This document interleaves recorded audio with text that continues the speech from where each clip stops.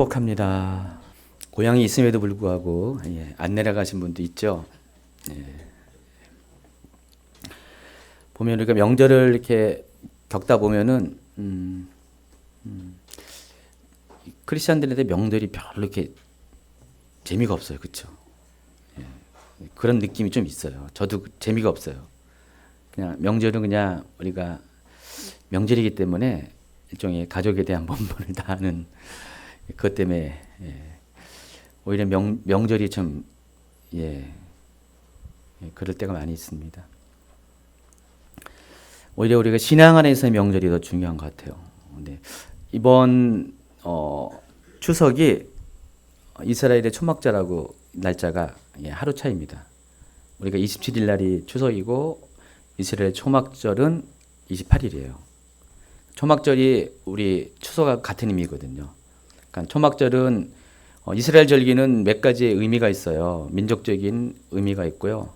또 농경적인 의미가 있고 영적인 의미가 있는데 초막절은 농경적인 의미는 그냥 그 추수감사하는 그때 열매를 이렇게 맺어드리는, 그래서 다른 말로 수장절이라고도 부릅니다. 근데 초막절은 또 영적으로는 어떤 의미가 있죠? 이스라엘 백성이 광야 가운데서 초막을 짓고 살아가는 그것을 기념하기 위해서 실은 이제 영적 추수의 시즌입니다. 이스라엘은 절기는 봄절기가 있고 가을절기가 있는데 이 가을절기에 해당하는 거고, 실은 이 가을절기가 우리가 이제 구원과 관련돼서 재림과 관련되면은 종말에 있을 절기들입니다. 그래서 우리가 이미 봄절기들은 다 예수 그리스도 안에 성취가 돼서 예수님이 6월절 어린 양으로 오셨잖아요, 그렇죠? 또 초실절 예수님이 첫 열매가 됐고요. 또 뭐가 있죠? 오순절 성령님이 오셨죠. 다 그게 봄절기예요.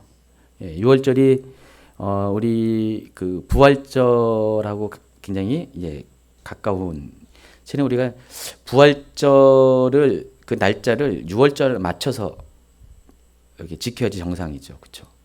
6월절이 예수님이 언제 돌아가셨죠? 6월절 어린 양 돌아가셨죠. 그리고 나서 예수님이 안식 후 첫날에 부활하셨기 때문에 이거 6월절하고 부활절은 며칠 차이입니까? 이틀 차이 나잖아요. 그 때문에 6월절하고 부활절은 같은 시즌인데 좀 지금은 좀 엇나가고 있어요. 이렇게 대략 비슷한 시기인데 진짜 우리가 제대로 된 절기는 6월절 다음 날 부활절이 있어야 정상입니다. 그래서 이 봄절기가 다 지난 다음에 이미 이것은 역사 가운데 예수님의 초림 가운데 성취됐고 이제 남아 있는 게 초막절 시작하는 그 가을절기입니다. 그래서 초막절 지난 다음에 뭐가 있습니까? 나팔절이 있죠. 나팔절인데 이 나팔절은 원단절이라고도 부르고요. 근데 이 로시 하샤나라고 또 부르게 되는데 해의 가장 우두머리가 되는 가장 중요한 그런 날입니다. 그래서 이 나팔절 시기에 어떤 일이 생깁니까? 나팔 불 때 주님이 재림하시는 바로 그래서 앞으로 남아 있는 이 가을절기가 예수님의 재림과 관련돼 있어요. 곧 할 겁니다. 여기 연대기 성경 시간에 그 부분 다룰 건데 이만큼 이 절기와 오래전에 이게 수천 전에 이렇게 하나님 허락하신 절기인데 이게 수천 년 후에 예수님이 다시 오실 때의 역사와 맞물려 있어요. 그래서 우리 눈에는 아주 과거의 이야기 같은데 실은 하나님의 눈에는 과거나 현재나 미래나 같이 동일하게 보시기 때문에 하나님의 한 계획 가운데 다 이루어지고 있습니다.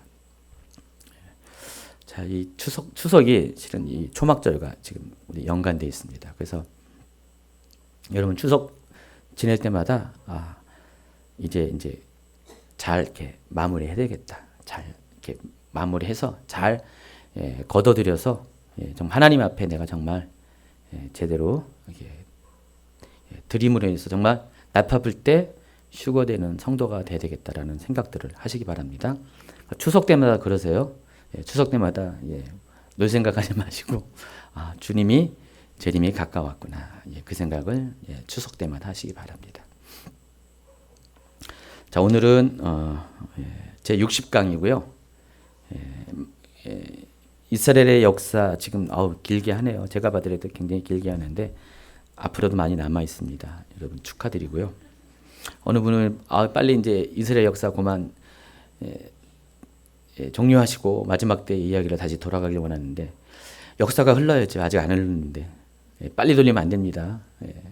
흘러갈 때까지 기다려야 되는데 보니까 꽤 됐어요. 벌써 한 5개월 가까이 지금 이거 다루고 있습니다. 지금 4개월이 이미 넘어갔는데 그래서 지금 이스라엘 역사 가운데 굉장히 아주 복잡하고도 중요한 그런 과정들을 지금 다루고 있습니다. 분열한국 시대, 분열한국 시대를 다루고 있는데 이게 굉장히 중요한 역사인데 굉장히 좀 이렇게 헷갈려요. 여러 가지 이제 중복되고 교차되고 뭐 동명이인의 사람들 또 여러 가지 어떤 그 다른 나라와 민족과 또 어떤 사건들이 마치 이렇게 퍼즐처럼 이렇게 분포되어 있기 때문에 이것들을 맞춰가면서 이렇게 우리가 이 부분을 다뤄야 됩니다.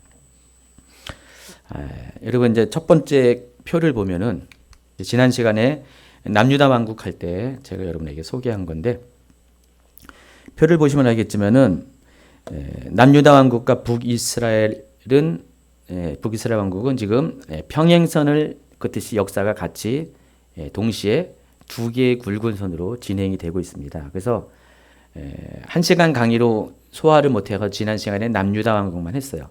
근데 그 남유다 왕국이 이 남북 경쟁 시대, 그러니까 이스라엘이 두 개의 나라로 분열된 BC 930년부터 대략 한 60년 기간 동안에 두 나라가 서로 뺏고 빼앗기는 그런 경쟁 시대를 돌아갔습니다. 주로 그 베냐민 그 지파의 땅이 있는 그러니까 유다와 이스라엘의 경계선에서 계속해서 영토 싸움을 했어요. 그래서 어느 때는 남유다가 위로 올라가서 그 지역을 차지하고 어떨 때는 북이스라엘이 내려와서 그 지역을 차지해서 계속 그러니까 우리나라 이 38선을 경계로 남북이 왔다 갔다 만약에 계속 전쟁이 난다면은 그런 상황이 계속 있습니다. 그래서 그 국경선이 위로 올라갔다 내려갔다가 그렇게 되는 상황이 60년 동안 진행이 됐다는 겁니다. 그래서 그 대표적인 왕들이 지난 시간에 유다의 세 왕을 소개했어요. 르호보암 왕 그리고 누구죠? 르호보암의 아들 아비야 그리고 또 아사 왕 세 왕. 근데 이 아사 왕이 굉장히 오래 살았어요. 몇 년 여기 재위 기간을 따진다면 41년 동안 왕위에 있었습니다. 그 사이에 북이스라엘은 모두 6명의 왕이 실은 이제 아합 왕의 통치 시대가 바로 이어져요. 아사 왕이 아직 살아있을 때 아합이 왕이 됐어요. 근데 그 아합은 다음 시간에 남북 그 화합 시대 때 다룰 거고요. 일단은 아합의 아버지 오므리 시대까지가 시기적으로 겹칩니다. 겹쳐가지고 그 북이스라엘은 모두 6명의 왕이 있었고 이때 모두 4개의 왕조가 있었습니다. 이 왕조라는 건 뭐죠? 가문이 다르다는 거죠. 남유다는 20명의 왕이 344년 동안에 다윗의 한 후손으로 계속 이어졌지만은 유다는 208년 동안에 북이스라엘은 208년 동안에 19명의 왕이 모두 9개의 가문이 서로 왕들을 배출했다고 했습니다. 그래서 그만큼 남유다는 정치적으로 안정이 되어 있지만 북이스라엘은 굉장히 혼란스러운 시기를 겪었습니다. 첫 번째 왕조가 여로보암 왕조예요. 그러니까 여로보암을 제1왕조라고 부른다면은 두 번째 왕조가 여로보암 그 가문을 전부 다 몰살시키고 왕위를 찬탈한 누굽니까? 바하사. 그리고 바하사와 또 아들까지 엘라까지 두 왕이 이제 두 번째 왕조를 했고 그다음에 시므리라는 사람이 겨우 7일 천하 7일 동안 왕이 됐고요. 그리고 나서 이제 오므리라는 사람이 네 번째 왕조로 등장하고 이 오므리 왕조가 계속 이어져 가지고 더 많은 이제 왕들이 배출됩니다. 그 중에서 유명한 게 이제 오므리하고 아합 왕이죠. 아합 왕은 다음 시간에 다룰 거고요. 그래서 이 왕들의 통치 기간 요 표를 여러분 잘 기억하고 있고요. 일단 강의가 끝날 무렵에 요 때의 연대기표를 제가 또다시 도표를 만들었어요. 그래서 그걸 통해 보면은 더 강의 끝난 다음에 들으면 더 정리가 될 겁니다. 자, 그래서 이제 오늘은 그 북이스라엘 왕국의 6명의 왕들을 여러분에게 소개합니다. 아무래도 첫 번째 왕에 대한 이야기가 많을 수밖에 없어요. 왕국을 창시했기 때문에 이야기가 당연히 많을 거죠. 첫 번째 왕인 여로보암 왕을 소개합니다. 여로보암 왕은 모두 22년 동안 왕위에 있으면서 북이스라엘을 탄생시킨 왕입니다. 자, 이 여로보암 왕은 지난 주일날 설교 때 제가 때마침 그 주제에 맞춰서 여로보암을 좀 소개를 했어요. 그렇죠? 기억나시죠? 기억하시면서 들으면 좀 더 보충해서 설명하겠습니다. 원래 이 여로보암은 요셉 지파의 그 노동 감독관 출신입니다. 그러니까 솔로몬 왕이 그 남유다가 하나의 왕국이었을 때 그 지역을 12개의 행정구역으로 나누고 그리고 행정구역마다 각각 행정감독관을 두었고요. 또 이 솔로몬 시대는 각종 국가 그 건축 사업이 많아가지고 부역이 많았습니다. 그래서 부역을 관장하는 노동감독관을 이렇게 세웠는데 그 요셉 지파를 담당하는 사람이 바로 여로보암이었습니다. 여로보암은 에브람 지파 출신입니다. 고향은 세겜이고요. 그래서 그 지역 출신의 여로보암을 택해서 노동감독관을 세웠는데 여로보암은 굉장히 젊은 나이에 중요한 직책에 올랐습니다. 그만큼 유능했고요. 솔로몬 눈에 띄는 아주 두드러진 사람이었습니다. 그런데 이제 문제가 생겼습니다. 너무 이렇게 잘 뛰다 보니까 물론 하나님의 섭리 가운데 생긴 일이지만은 어느 날 이제 그 아히야라는 선지자가 짠하고 나타나가지고 그 여로보암을 만납니다. 길에서 만나가지고 뭐라고 예언합니까? 당신을 통해서 하나님께서 10개의 지파를 당신에게 주어서 다윗의 나라를 찢어놓겠다. 그 이야기를 합니다. 근데 그 이야기는 이미 하나님께서 그 솔로몬의 우상 숭배로 인해서 솔로몬 때에 하나님이 이미 그렇게 경고를 한 거잖아요. 경고를 한 건데 그 경고가 성취되는데 그 성취되는 그 도구로 쓰인 것이 여로보암입니다. 여로보암은 잘못한 게 없죠. 괜히 그런 역사 가운데 휘말리면서 여로보암이 처음부터 무슨 왕이 되려고 이렇게 뭐 한 것도 아니었는데 하나님이 일방적으로 이렇게 섭리 가운데 여로보암을 북이스라엘을 세우게 하고 왕이 되게 합니다. 그래서 여로보암이 그것을 예언을 들었는데 그 이야기가 금방 퍼져나갑니다. 그래서 솔로몬 왕의 귀에 들어오게 되면서 솔로몬 왕이 잠재적인 적으로 간주해가지고 곧바로 수배령을 내리겠죠. 그래서 여로보암을 이제 잡아서 죽이려고 합니다. 이 시대 역사를 보면은 한 세대 건너서 아버지 다윗 때 사울 왕에게서 다윗이 당한 일하고 똑같은 일을 솔로몬은 이제 반복적으로 행합니다. 참 역사는 서로 이렇게 돌고 도는 것 같아요. 솔로몬 왕은 보면은 이미 이때쯤 돼서 우상 숭배를 하고 있는 그런 좀 영적으로 타락한 시기이기 때문에 당연히 권력욕도 대단한 것 같았어요. 자기의 어떤 이미 주어진 것들을 놓치지 않으려고 하는 그런 게 많았던 것 같아요. 그래서 이 여로보암은 솔로몬에 의해서 죽임을 당하게 되는 상황이 되니까 도망갑니다. 어디로 갑니까? 이집트로 갑니다. 이집트는 남방이었죠. 근데 이집트 가는 이유가 있어요. 그때 당시에 정치적인 국제 정세가 이집트는 원래는 솔로몬 왕 시대 때는 제21왕조가 이집트가 21왕조였는데 근데 이집트가 솔로몬 왕과는 서로 사돈제였잖아요. 그러니까 이집트의 파라오가 솔로몬 왕의 장인이었어요. 그렇기 때문에 그 결혼 동맹으로 인해서 솔로몬 왕국과 이집트는 굉장히 유대 관계가 있었습니다. 그런 상황 가운데 갑자기 이집트에 어떤 그 정권의 변화가 생겼습니다. 그때 21왕조의 마지막 왕이 후사 없이 죽게 됩니다. 죽게 되니까 어떻게 됩니까? 누군가 왕이 되는데 대개 그 21왕조에 무슨 속한 분 친척이나 뭐 어떤 왕족들이 왕이 돼 정상인데 이때 그 이집트의 정권을 탈취한 사람이 누구냐면은 리비아에서 군인으로 용역으로 들어왔다가 용병으로 들어왔다가 이집트의 군권을 장악했던 사람이 있었습니다. 쇼생크 1세라는 사람인데 성경에는 시삭이라고 나옵니다. 그 사람이 그 21왕조의 그런 왕족들을 다 이렇게 잠재우고 자기가 왕이 됩니다. 왕이 돼서 제22왕조를 창건합니다. 그러다 보니까 아직 솔로몬이 살아있을 때죠. 그러니까 솔로몬 입장에서는 어떻습니까?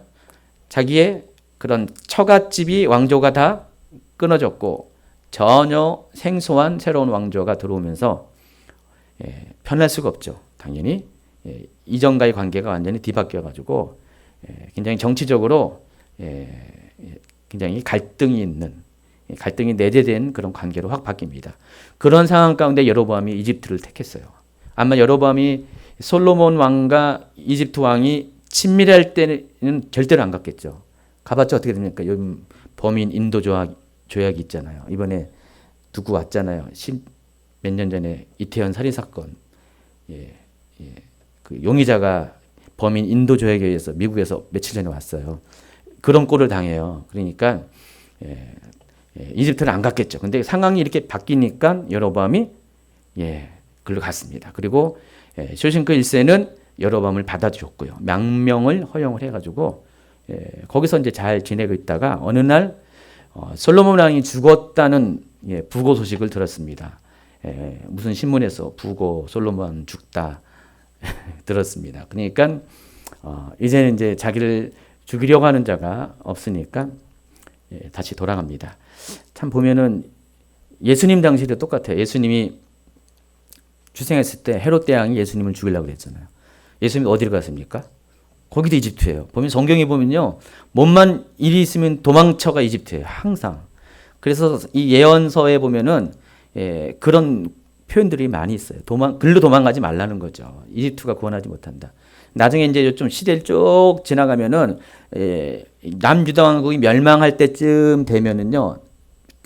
또 이집트와 관련돼서 똑같이 실수하는 장면이 나옵니다. 어떤 왕이 그때가 설명하겠습니다. 항상 보면은 이 이집트는 영적인 의미로 항상 우리가 하나님이 우리 가운데 허락하신 역사를 피해서 도망갈 때 항상 도망처로 이렇게 많이 사용되는 곳이 이집트입니다. 어쨌든 여로보암이 거기서 이제 부고 소식을 듣고 다시 돌아옵니다. 세겜 땅으로 돌아옵니다. 세겜은 자기의 고향이고요. 특별히 세겜은 에브라임 지파의 중심 도시였어요. 에브라임은 또 뭡니까? 북이스라엘 왕국 모든 지파의 리더십을 가진 지파였어요. 결과적으로 이 세겜은 북쪽 지방을 대표하는 가장 강력한 그런 리더들이 살고 있는 것이 그런 중심 지역이 세겜이었습니다. 그러니까 남유다를 대표하는 것이 예루살렘이라면은 예루살렘과 경쟁하는 도시가 세겜이라는 곳입니다.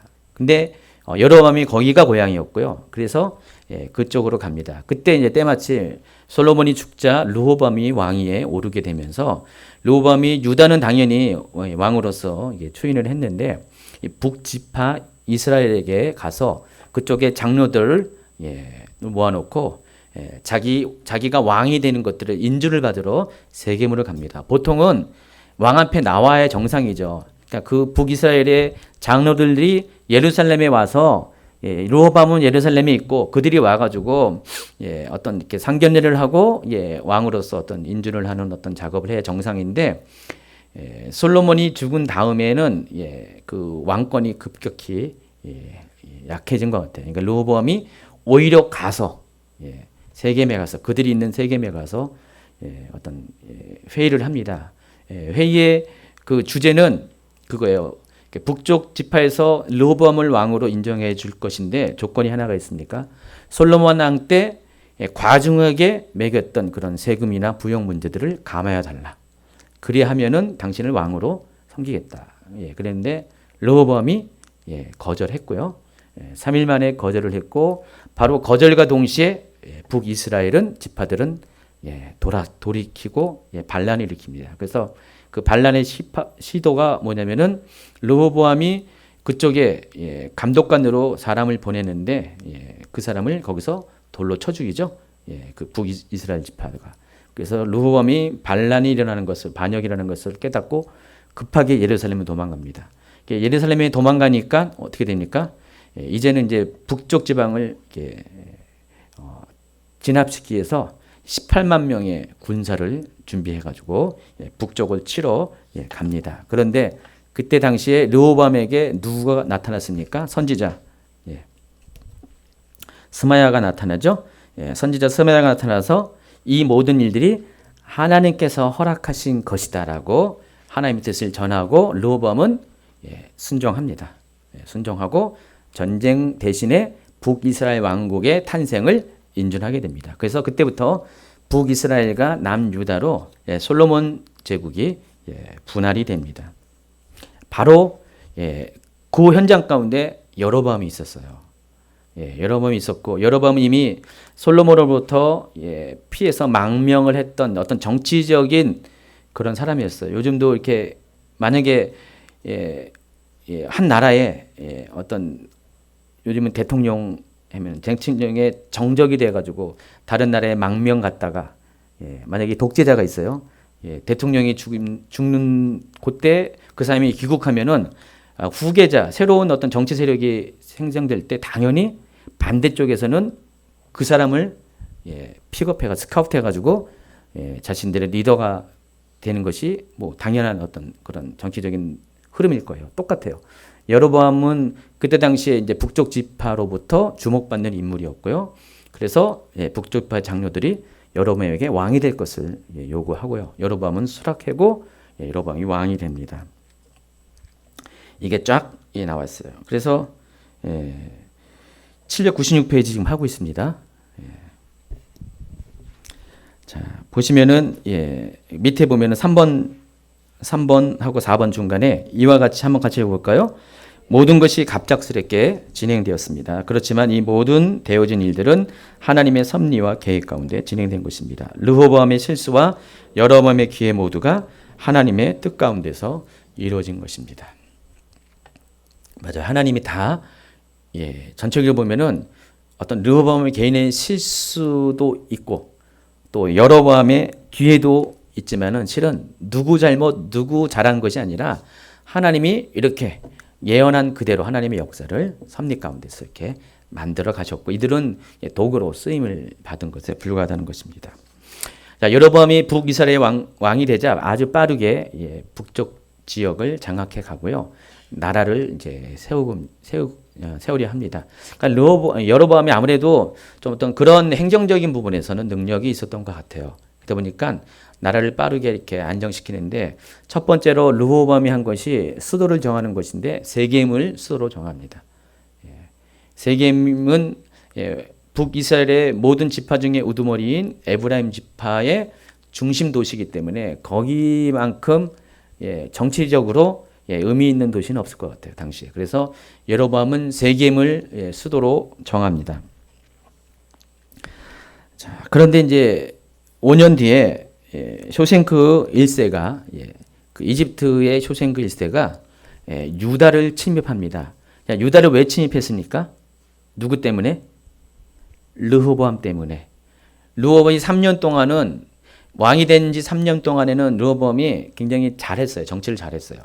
물론 나라가 분열된 것은 결정적으로 실수했어요. 그러나 그 사건 이후에 나라를 잘 통치해가지고요. 특별히 르호보암이 잘한 게 북쪽 지방에서 내려온 레인들과 제사장들을 받아들이면서 그들에 의해서 영적인 어떤 부흥의 시기를 3년 동안을 겪게 했습니다. 그러다 보니까 그 남유다가 나라가 나눠졌지만은 아주 빠르게 영적으로 안정이 됐어요. 그래가지고 많은 사람들이 여호와 신앙으로 이렇게 돌아왔습니다. 그런데 3년이 딱 지나자마자 르호보암이 어떻게 됩니까? 우상 숭배로 돌아가게 됩니다. 그래서 하나님이 그 르호보암의 우상 숭배를 징계하고자 이집트 시삭 쇼생크 1세를 사용했습니다. 그래서 쇼생크 1세가 유다를 침공합니다. 이집트 입장에서는 왜 그랬냐면은 쇼생크 1세가 22왕조를 이렇게 창건하고 나서 당시만 해도 이집트는 항상 상부 이집트, 그러니까 그 나일강을 중심으로 해가지고 항류 쪽, 그러니까 지도상 위도상으로는 아래쪽이죠. 아프리카의 아래쪽인데 그 상부 이집트가 뭐라고 했어요? 굉장히 종교적이고 아주 보수적인, 거기는 아주 오래된 신전들, 제사장들이 많이 거주하는 그런 지역이라고 했습니다. 그리고 남부 이집트, 그러니까 나일강 하류 지역, 델타 지역은 굉장히 그 주변 그 나라들과 이렇게 네트워크가 편한, 그런 무역이 편한 곳이기 때문에 좀 개방적인 그런 지역이라고 했습니다. 그래서 이게 안 맞아요. 항상 그래서 상부 이집트, 하부 이집트가 좀 이렇게 왕권이 약할 때는 이렇게 분열이 돼가지고 상하 이집트가 서로 이렇게 그 지방 어떤 토족에 의해서 이렇게 나라가 많이 이렇게 분열이 될 때가 많이 있었어요. 그러니까 21왕조 때가 그랬다는 거죠. 그러니까 상부 이집트 사람들이 하부 이집트의 왕의 말을 안 듣는 거예요. 그래서 왕권이 거기까지 미치지 못했어요. 그런데 이 쇼생크 1세가 딱 왕이 되자마자 이 사람은 군사난관 출신이기 때문에 어떻게 해요? 아무래도 무력을 사용하겠죠. 아무래도 리더십이 있겠죠. 그래서 이 사람이 빠르게 이 상부 이집트의 사람들을 그 왕의 말을 듣고 이 왕권을 받아들일 수 있도록 이렇게 빨리빨리 이렇게 나라를 이렇게 안정시킵니다. 그래서 나름대로 이제 여러 가지 조치를 취합니다. 자기 아들을 테베의 그 상부 이집트의 종교 중심지인 테베의 제사장으로 임명하고요. 또 거기 있는 또 그 제사장들 가문과 결혼 동맹을 맺어가지고 어쨌든 간에 상하 이집트를 통일시킵니다. 그 나라가 어느 정도 이제 안정이 되니까 그 안정된 국력을 바탕으로 외부 원정을 나갑니다. 뭐 당시는 다 그랬어요. 나라가 안정이 되고 통일되면은 영토 확장. 그때 당시에 어느 나라든지 공식이었죠. 솔로몬도 그랬고요. 다윗도 그랬잖아요. 그래서 이 쇼생크 1세가 제일 먼저 원정을 나가는 것이 밑에 있는 누비아 지역, 누비아 지역, 그러니까 이집트 밑에 있는 지금의 이제 수단 지역. 그리고 리비아는 자기 고향 출신이니까 건들지 않고요. 북쪽에 있는 이스라엘을 침공을 합니다. 그러니까 자기 입장에서는 자기의 국력을 더 키우기 위해서 어쨌든 자기가 왕이 됐으니까 뭐라도 해야지 왕권이 더 신장되기 때문에 그렇게 정치적인 결정을 가지고 이렇게 선택한 것이지만 그것조차도 하나님이 섭리 가운데서 때마침 르호보암의 우상 숭배를 징치하기 위해서 뭐로 사용합니까? 막대기로 사용을 한 겁니다. 그래서 이 리비아 출신의 왕답게 많은 주변의 그 용병들을 다 끌어모아 가지고 전차와 더불어서 유다를 침공합니다. 유다를 침공하니까 유다는 이제 뭐 나라가 나눠진 지가 몇 년 안 된 상태에서 아직 국방에 대해서 그렇게 많이 신경 쓰지 않고 있는 사이에 그 이집트 군대가 정말 빠른 속도로 무임일듯이 유다를 점령합니다. 해변길을 따라서 쭉 올라와 가지고 정말 짧은 시기에 예루살렘까지 점령이 당하고요. 그래서 예루살렘에 있는 모든 보물을 다 빼앗기잖아요. 근데 하나님이 어떻게 합니까? 르호보암이 그때 하나님 앞에 또 어떻게 했습니까? 하나님의 행하신 것에 대해서 인정합니다. 하나님은 의로우시다. 내가 잘못했기 때문에 하나님이 이렇게 행하신 것에 대해서 난 할 말 없다. 그렇게 인정을 하죠. 선지자를 보내어서 말할 때. 그래서 르호보암이 반성을 하니까, 회개를 하니까 하나님이 그 나라의 멸망을 막아버리고요. 예루살렘까지 점령당했는데도 불구하고 시삭이 더 이상 하지 않고, 그리고 시삭이 여기만 유다만 침공한 게 아니라 계속해서 유다를 넘어가지고 이스라엘까지 침략을 합니다. 그래가지고 저기 이스라엘의 그런 중심지에 있는 무깃도 지역에 보면은 무깃도가 고통의 요지인데, 그러니까 나중에 아마겟돈입니다. 거기가 그 아메겟돈 지역에 보면은 시삭이 거기까지 출정을 해가지고 거기서 그 전투에서 이긴 내용들을 석비에다가 기록한 것들이 이제 발견되기도 합니다. 그래서 당시에 한 180개의 남부 광조의 성읍들을 다 점령을 했어요. 그래가지고 시삭이 쇼생크 1세가 이렇게 북이스라엘을 침공했습니다. 자, 그렇게 되니까 시삭의 침공으로 인해서 그 특별히 그 북이스라엘은요 세겜이 초토화됩니다. 세겜이 초토화되니까 그 여파로 그 여로보암은 수도를 천도합니다. 어디로 천도하냐면은 바로 이쪽으로 천도합니다. 여기가 세겜이고요. 여기 분우엘이라는 지역인데 분우엘이 어디인지 아세요? 창세기에 나와 있는 바로 그 분이엘이라는 지역. 야곱이 야복강에서 천사와 씨름했죠. 그래서 그 천사의 이름이 뭡니까? 분이엘이죠.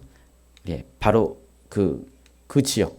그 지역이 분우엘로 이렇게 표기도 하고 분이엘로도 표기합니다. 그래서 이쪽으로 그러니까 지금 요단강을 넘어 길르앗 지방으로 동편 지역으로 나라를 천도합니다. 이미 여기가 토초화됐어요. 그러나 나중에 이제 또 여로보암 말경에 여로보암 이제 왕이 말경에 몇십 년 후에 다시 이 드르사라는 지역으로 또 수도를 천도합니다. 그리고 한참 뒤에 또 오므리 왕 때 사마리아로 수도를 천도합니다. 그래서 이스라엘은요 4번에 걸쳐서 수도가 바뀌어요. 세겜에서 분우엘, 디르사 그리고 사마리아. 근데 이 여로보암 왕조 시대 때 수도가 3번이나 바뀌어요. 그러니까 그만큼 여로보암 시대는 정치적으로 안정이 안 된 거예요. 그만큼 안 된 겁니다. 그 내용이 이제 797페이지 나와 있습니다. 열왕기상 12장 25절부터 한번 읽도록 하겠습니다. 여로보암이 에브라임 산지에 세겜을 건축하고 거기서 살며 또 거기서 나가서 분우엘을 건축하고 2개의 수도를 이렇게 옮겼다는 거고 16장 23절에 유다의 아사왕 제31년에 오므리가 이스라엘 왕이 되어 12년 동안 왕이 있으며 디르사에서 6년 동안 다스리니라. 근데 이미 이때는 오므리 왕이 디르사에서 6년 동안 통치했다는 것은 그 전부터 이 디르사가 여로보암 왕조 시대 때, 그러니까 여로보암 왕조 시대 때 이미 여기가 그 수도로 돼 있어요. 그러다가 오므리 왕 때 24절에 보면은 그가 은 2달란트로 세일에게서 사마리아 산을 사고 그 산 위에 성읍을 건축하고 그 건축한 성읍 이름을 그 산 주인이었던 세벨의 이름을 따서 사마리아라 일컬었더라. 그래서 오므리 왕조 때 이렇게 사마리아가 수도로 바뀐 사실이 여기 열왕기상에 기록이 되고 있습니다. 그러니까 그 연대표를 따라서 쭉 보시면은 이렇게 정확한 연도는 모르죠. 어느 때. 근데 이제 대략 그 왕이 통치하는 제일 기간 중에 이렇게 수도가 바뀝니다. 자, 그런데 이제 갑작스럽게 왕국이 분열되면서 지난 주일날 이렇게 설교 가운데 설명했지만은 여로보암에게는 문제가 생겼습니다. 뭔 문제가 생기냐면은 어쨌든 간에 왕도 백성이 있은 다음에 왕이 있어야 정상이죠. 근데 나라가 분열되면서 백성들의 마음을 잡아야 되는데 이 백성들의 마음이 어디로 향합니까? 예루살렘을 향합니다. 왜냐하면 그들에게는 그것이 마치 관성의 법칙과 똑같아요. 그러니까 종교적으로 여지껏 예루살렘 성전에서 예배를 드려왔어요. 다윗 시대 이후에 계속해서 벌써 몇 년입니까? 다윗 시대가 40년, 솔로몬 시대가 40년. 물론 다윗이 헤브론에 있다가 예루살렘에 간 것이 7년 6개월 뒤에 가니까 적어도 한 70년 이상을 예루살렘에서 예배를 드려왔어요. 그리고 솔로몬이 성전을 지은 이후로부터는 어쨌든 간에 한 30년 가량을 성전에서 계속 예배를 드려왔어요. 성전에 예배 드렸는데 30년이면 한 세대잖아요. 백성들의 입장에서는 예루살렘 성전이 곧 하나님이 계신 임재하는 곳이라고 생각을 하고 있었어요. 근데 갑자기 나라가 딱 분열됐어요. 분열됐는데 물론 그때는 요즘처럼 국경선에 따라서 무슨 철책이 이렇게 딱 이렇게 있는 건 아니에요. 그러니까 사람들이 늘 오갈 수가 있었어요. 원하면 남북이 왔다 갔다 할 수 있었어요. 그러다 보니까 예루살렘에 예배를 드리러 가야 되는 시즌, 우리처럼 이렇게 명절이 오게 되면 어떻게 됩니까? 그들이 6월절에, 오순절에, 또 초막절에 이렇게 내려와서 여기서 예루살렘에서 예배를 드립니다. 계속해서 왔다 갔다 하면 어떻게 됩니까? 사람들의 마음이 국경을 넘어가지고 이쪽에 와가지고 계속해서 예배 드리면은 아무래도 예루살렘 성전에 양님 여러분 있잖아요. 여러분도 저희 교회도 지금 저 멀리 계셨다가 이쪽으로 이사 오는 분도 많잖아요. 남양주에서 이쪽으로 이사 왔죠. 또 어디서 이사 왔습니까? 보니까 서울에서 이사 오고, 안산에서 이사 오고, 우리 올해 들어가지고 저희 교회 근처로 이사 온 사람들 한 10가정 이상 되는 것 같아요. 작년에도 계속 지금 이사 추진하고 계시고요. 그런 거예요. 여러분이 가장 예배를 중심으로 한 분들은 교회 근처로, 직장도 다 필요 없어요. 교회 근처로 이사하십니다. 그러다 보니까 어떻게 돼요? 만약에 그쪽에 있던 교회 목사님 입장에서 어떻게 됩니까? 아주 불편하죠. 불편하니까 실제 그런 일이 있는 것 같아요.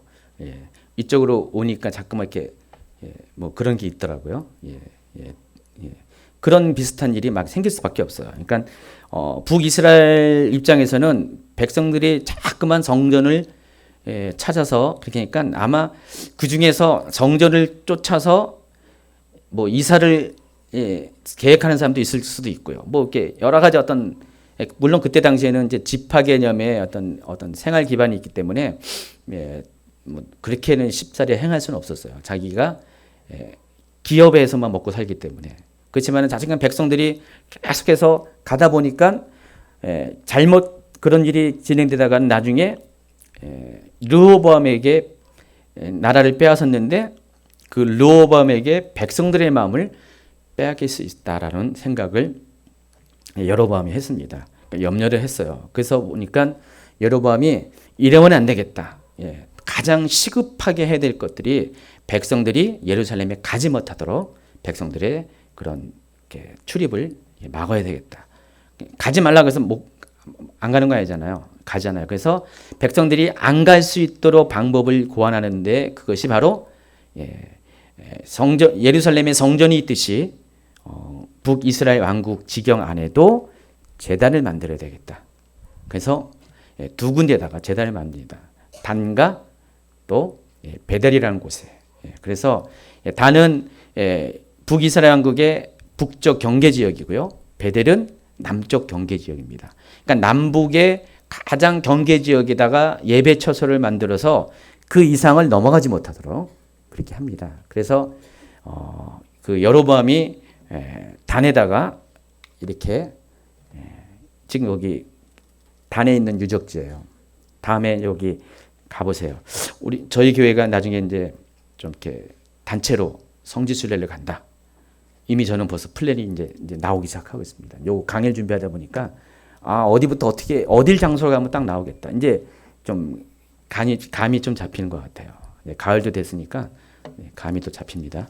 헤르몬산부터 시작해가지고 쭉 내려오는 거예요, 이렇게. 가지고 이 단은 헤르몬산이 있는 바로 그 지역입니다. 근데 여기 보면은 지난 그 연대기 성경에서 보면 단인 굉장히 이스라엘 땅 중에서 굉장히 살기 좋은 땅이에요. 나무도 많고요, 물도 많고 헤르몬 산에서부터 내려오는 그런 풍부한 수량의 물이 있기 때문에 그리고 여기는 일단은 사막 지역이 아니기 때문에 굉장히 살기 좋은 우리나라 무슨 대관령 지역 같은 그런 지역입니다. 요 단 지역의 오른쪽에 그 요단 그 갈릴리 오른쪽에 뭐가 있습니까? 그 밑에 동남쪽에 골란고원이 있잖아요. 걸랑곤이 있고요. 그 바로 그 지역입니다. 그래서 여기에 그 여로보암이 제단을 쌓습니다. 그게 바로 이거예요. 여로보암이 쌓던 그 제단 터입니다. 유적이에요. 그때 당시에 북이스라엘 왕국 시대에 있었던. 그래서 이 그림은 뭐냐면은 당시에 여로보암이 이곳에서 이런 식으로 예배드렸다 하는 것을 이제 그림으로 이렇게 그려놓은 겁니다. 이게 이제 당시에 있는 아마 모르겠어 석비에서 얻은 건지 모르지만은 이런 식으로 예배를 드렸다는 거죠. 거기 유적지 가면 이게 있어요. 저는 안 가봤는데 있을 것입니다. 누가 이제 거기 성지순례 갔다 온 분들이 이렇게 찍어서 올려놓은 거 제가 정보를 이렇게 사진에 올려놨습니다. 근데 여기서 솔로몬 성전에는 뭐가 있죠? 언약궤가 있죠. 근데 단에다가 이 단과 베델 제단을 쌓습니다. 근데 여기가 뭔가가 있어야 되잖아요. 아무것도 없으면 안 되잖아요. 그래서 여로보암이 생각한 게 뭡니까? 금송아지. 두 마리를 만들어서 제작해서 깎아서 하나는 단에다가 하나는 베델에 해놓고 백성들에게 뭐라고 했습니까? 바로 이것이 바로 너희가 섬기는 하나님이다. 송아지한테. 자, 그런데 우리가 이 대목에서 우리가 한 가지 알아야 될 것은 여로보암이 처음부터 금송아지를 우상으로 숭배하고자 하는 그런 마음은 아니에요. 그러니까 신 자체를 바꾸려는 게 절대 의도가 아닙니다. 여로보암이 의도한 거는 단지 예루살렘의 성전이라는 권위가 너무나 대단하기 때문에 그러니까 사람들은 일단은 눈에 보이고 발로 밟을 수 있는 성전이 있기 때문에 예루살렘에 가는 거잖아요. 예루살렘에 성전이 없으면 안 가잖아요. 그런 것처럼 이 단과 베델에 오게 하기 위해서는 뭔가 그들에게 눈에 보이고 손으로 만질 수 있는 밟을 수 있는 어떤 눈에 보이는 뭔가가 있어야 돼요. 그래서 금송아지를 자체를 섬긴 것이 아니라 하나님을 섬기는 거 맞아요. 근데 하나님을 눈에 보이지 않으니까 하나님은 다른 종교와 달리 눈에 보이는 분이 아니시니까 금송아지를 하나님이라고 생각하고 그것을 그러니까 뭔가는 있어야 되니까 북이스라엘은 아무것도 없으니까 뭔가 있어야 되니까 금송아지를 이렇게 만드는 겁니다. 의도는 어쨌든 간에 이것은 이스라엘을 우상 숭배에 빠지게 하는 그런 아주 큰 어떤 단추가 됐고요. 자, 이것으로 끝난 것이 아니라 여로보암이 뭘 했냐면은 제사장들을 다 쫓아냅니다. 아까 로온 때 제사장들이 내려왔다고 했죠. 바로 이 여로보암이 쫓아냈기 때문에 그런데 그 이야기가 799페이지. 한 가지 이제 빼먹은 게 이 금송아지 숭배가 대해서 세월이 지난 다음에 호세아 선지자가 이 부분에 대해서 이렇게 말합니다. 호세아 4장 15절에 보니까 이스라엘아 너는 음행하여도 유다는 죄를 범하지 못하게 할 것이라. 너희는 길갈로 가지 말며 벳 아웬으로 올라가지 말며 여호와의 사심을 두고 맹세하지 말지어다 라고 했는데 여기서 이 벳 아웬이 어디를 가리키냐면 베델을 가리켜요. 베델을 가리키는데 이 베델을 호세아는 벳 아웬으로 부릅니다. 이 벳 아웬의 뜻은 베스가 히브리 말로 집이란 뜻이죠. 엘은 하나님, 하나님의 집이 베델인데 여기는 아웬은 우상들의 집이란 뜻입니다. 그러니까 호세아는 호세 당시에 베델을 하도 우상 숭배가 심해가지고 금송아지를 그래가지고 벳 아웬으로 이렇게 호칭을 합니다. 우상의 집으로 원래는 하나님의 집이 이렇게 우상의 집으로 바뀌었다는 것입니다. 그래서 여로보암이 이제 레위인들을 남유다로 쫓아내는데 그 이유가 있습니다. 왜냐하면 제사장들은 성전 중심의 사람들입니다. 그러니까 성전이 없으면 제사장들은 의미가 없어요. 그러니까 성전이 있는 곳으로 가고자 합니다. 그러니까 자기들은 성전 외에는 아무것도 예배하지 않겠다. 정체성이 분명하니까 그러니까 그런 식으로 막 하니까 이 여로보암 입장에서는 제사장들의 그런 주장이 그 자신의 그 왕권을 흔들 수 있는 그런 굉장히 위협이 됩니다. 그러니까 전부 다 쫓아냅니다. 다 가라. 여기 있지 말라. 그래서 제사장뿐만 아니라 모든 레위인들을 다 쫓아냅니다.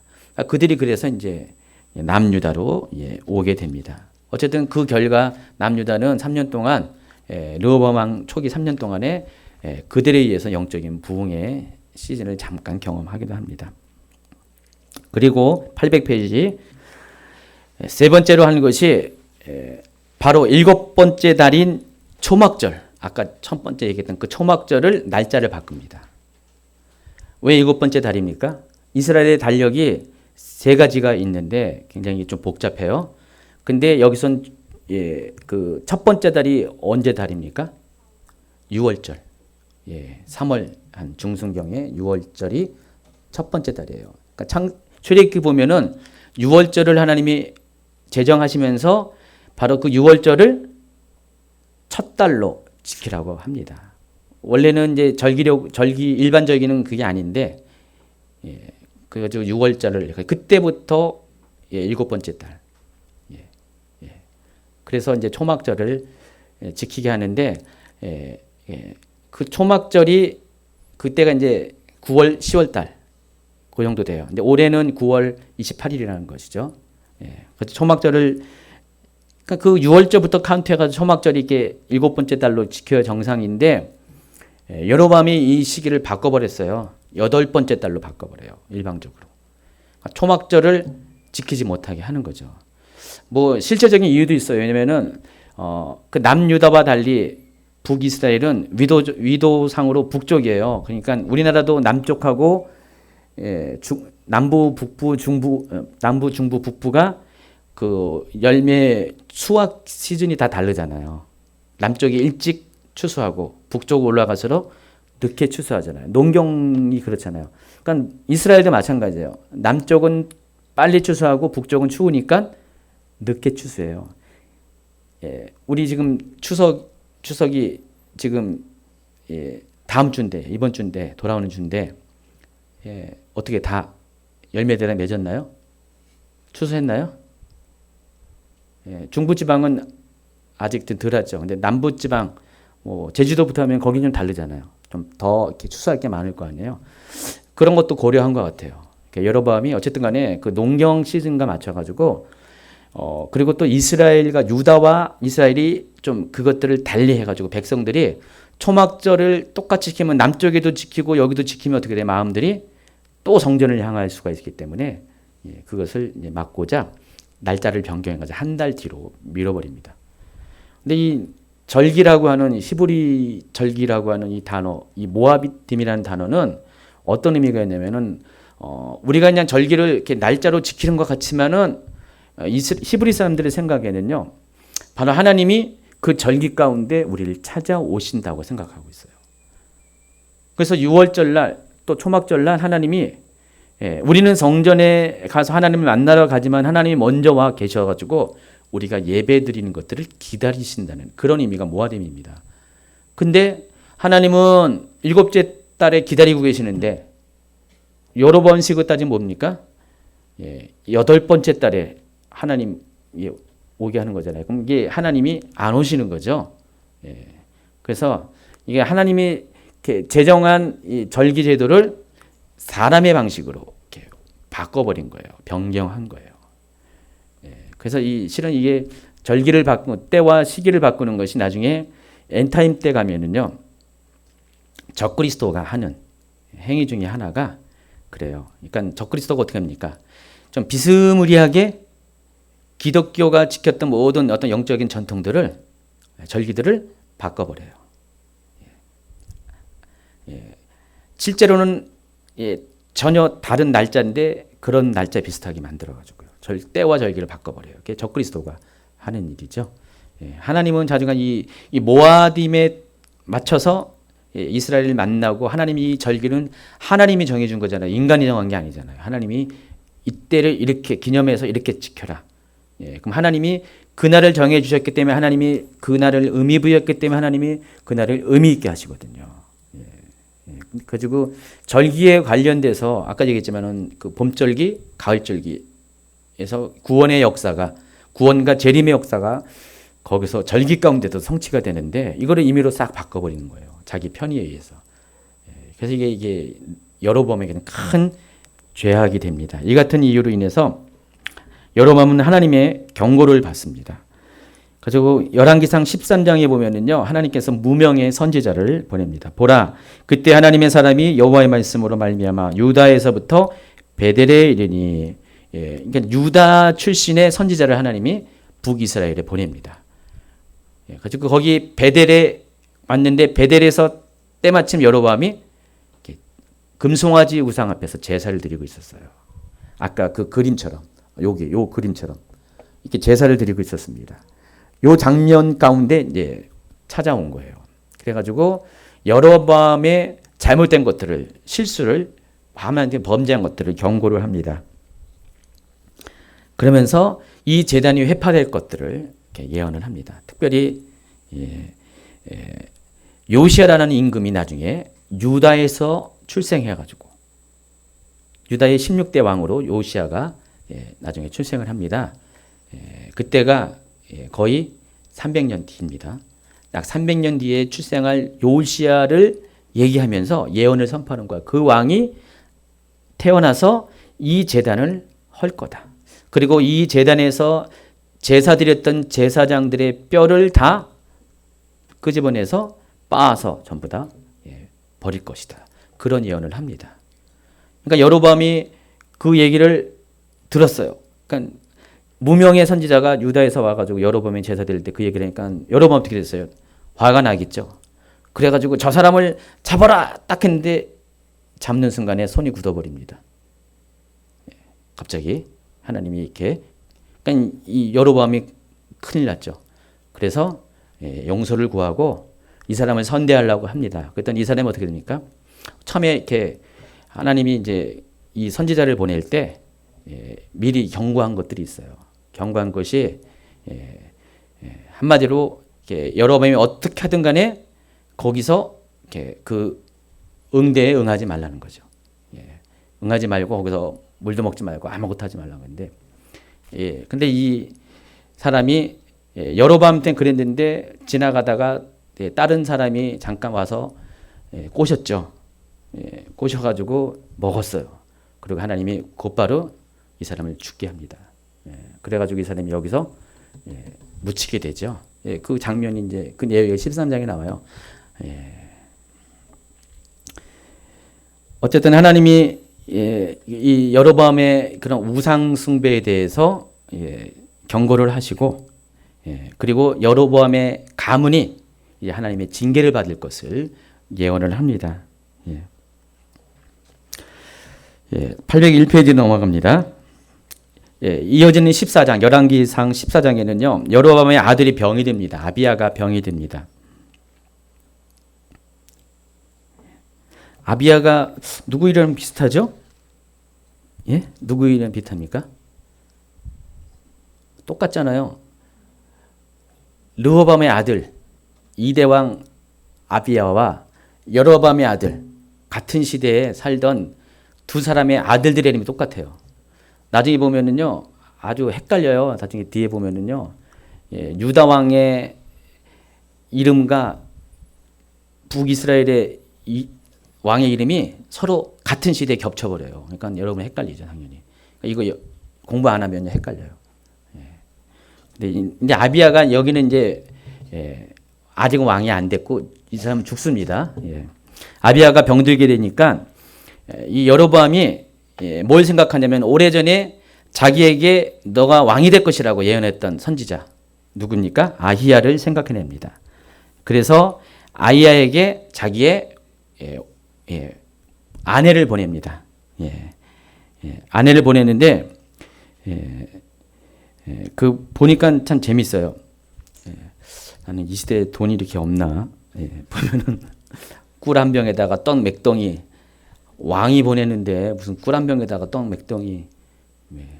여러분 같은 왕이 보내면 오니까 무슨 그냥 예물을 잔뜩 실어서 보내야 되는데 그 아히야가 예물이 작았다고 뭐란 건 아니겠죠? 그래서 여로보암의 아들이 아비야가 병드니까 여로보암이 이제 아내에게 어떻게 이 아이가 어떻게 될 것을 물으러 보냅니다. 근데 변장을 시켜서 가요. 왕비인 척 하지 말고 그냥 평범한 여인인 것처럼 해놓고 갑니다. 근데 하나님이 이 여로보암의 아내가 오기 전에 이 아이에게 미리 말씀하세요. 좀 있으면은 여로보암의 아내가 변장을 하고 올 것이다. 너는 이렇게 말을 전해라. 그 내용이 14장 6절입니다. 한번 읽어볼까요? 그가 문으로 들어올 때 아히야가 그 발소리를 듣고 말하되 여로보암의 아내여 들어오라. 내가 어찌하여 다른 사람인 체하느냐? 내가 명령을 받아 흉한 일을 내게 전하리니 가서 여로보암에게 말하라.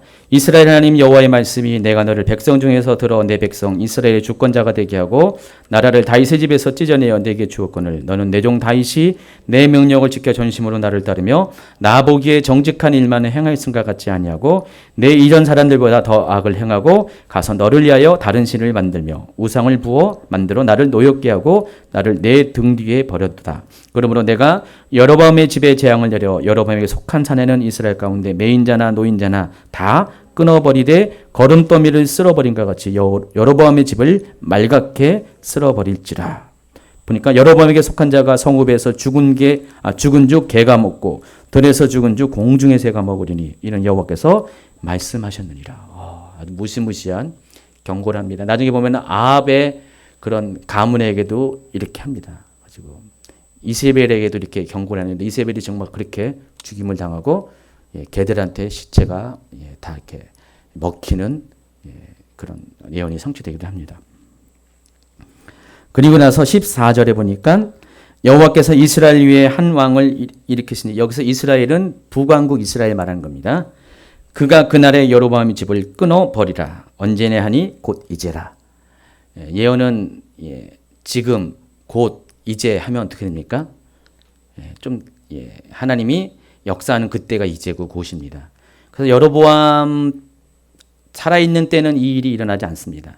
그러니까 여로보암의 아들이 즉위한 다음에 이 일이 일어납니다. 그래서 여기서 이스라엘 위에 한 왕을 일으킨다는데 그 당사자가 누구냐면은 바로 북이스라엘의 3대 왕, 두 번째 왕조의 왕인 바하사입니다.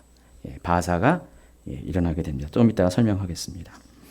어쨌든 이 군사적으로 볼 때 여로보암은요, 솔로몬 왕국의 또 유산을 상실하게 됩니다. 종교적으로 이렇게 잘못했죠. 잘못해가지고 하나님이 그를 버리게 했고 이스라엘이 이렇게 쇠퇴하게 하는 원인을 제공했고 군사적으로 볼 때도 여로보암은 솔로몬 왕국에서 받은 유산들을 많이 상실합니다. 솔로몬 왕국은요 당시에 거의 제국에 가까웠어요. 물론 뭐 근동의 어떤 큰 나라에 비하면은 뭐 비교할 수 없고 작은 거지만은 그러나 그 당시에 그 레반트 지역, 그러니까 팔레스틴 지역을 커버하는 좀 더 경계에 있는 레반트 지역, 그러니까 요르단이나 이런 요단 동편 지역과 또 이 아람 지역, 시리아 지역까지 다 커버하는 그 레반트 지역 전체를 장악하는 당시로서는 작은 나라가 아니었죠. 그래서 에돔, 모압, 암몬, 또 아람 다 거기가 다 그 솔로몬 제국의 속국이었어요. 속주였습니다. 그리고 큰 땅덩어리를 갖고 있었는데, 근데 그게 어떻게 됩니까? 두 나라가 나눠지면서 남유다는 남유다대로 영토를 상실하게 되고요. 그리고 북이스라엘은 남유다보다 한 2배 가까운 영토를 갖고 있었는데 그 영토를 이제 하나하나 야금야금 빼앗기게 됩니다. 제일 먼저 빼앗긴 게 다메섹입니다. 다메섹은 일찍이 솔로몬 시대 때 솔로몬 통치 말기에 르손이라는 사람이 다메섹으로 가서 왕이 됩니다. 그래서 솔로몬을 북쪽에서 굉장히 괴롭혔어요. 그러니까 이 다메섹은 당시에 아람 왕국의 다음 주에 할 거예요. 다음 주에 아예 주제 자체가 아람 왕국 아시리아 제국. 이스라엘 역사를 잠시 정지시키고 아람이 어떤 나라인가, 어떤 뿌리를 갖고 있는가, 그리고 아시리아가 어떤 나라인가, 그것들을 예전에 이집트 제국을 이렇게 집중해서 이렇게 티칭한 것처럼 아람과 아시리아를 설명할 겁니다. 근데 그 아람의 많은 도시 국가들이 있었어요. 그 단 지역 위쪽으로 동쪽, 북쪽으로 많이 있었는데 여러 도시 국가들 중에 하나가 다메섹이에요. 다메섹이 바로 그 지금의 다마스커스, 사도 바울이 회심했던 바로 그 지역. 이 다메섹에서 르손이라는 사람이 거기서 왕이 돼가지고요. 처음에는 그냥 다메섹이 한 도시 국가였던데 이제 솔로몬 제국이 붕괴가 되니까 독립을 합니다. 독립을 하고 그리고 주변의 아람 국가들을 다 모아가지고 아람 왕국이 됩니다. 가지고 왕정 정치가 그러니까 솔로몬 다윗 왕국처럼 그렇게 돼버린 거예요. 조그만 나라들 전부 다 규합해가지고 징기스칸이 몽골을 통일시킨 것처럼 이 다메섹이 아람 모든 왕국들 도시 국가들을 통일시켜가지고 하나의 왕국이 돼가지고요.